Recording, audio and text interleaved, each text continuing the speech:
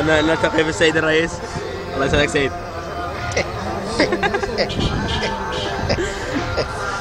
يا يبا والله وصرنا مضحكة. عافية عافية أنت وعافية أخوك.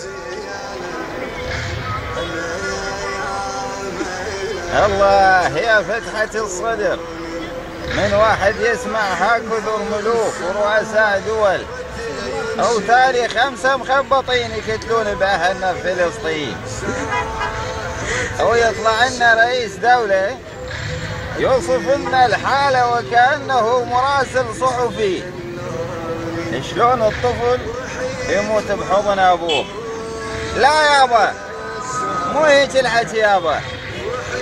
الحكي تقول إذا ما تجرون سلاحكم عن الفلسطينيين ترى أنا ما أقدر أوقف أمام إرادة شعبي.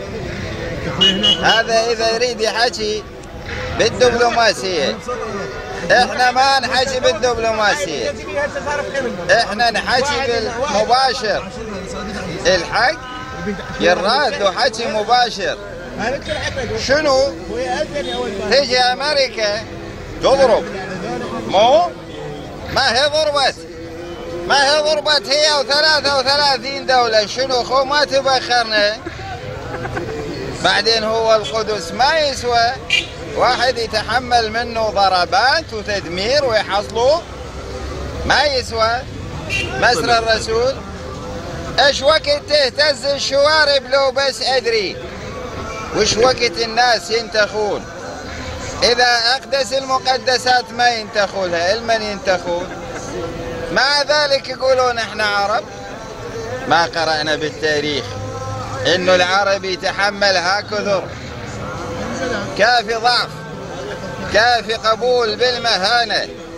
ينبغي ان يوضع حد للصهيونية، واذا هم ما قادرين ترى العراق وحده قادر يخلي لهم حد.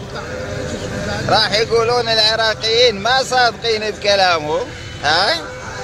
خلي يعطونا بقعة أرض ملاصقة وخلي يضحكون علينا بس من بعيد واحنا نخلي لهم حد. ويا محلى النصر بعون الله. إيه إيه إيه إيه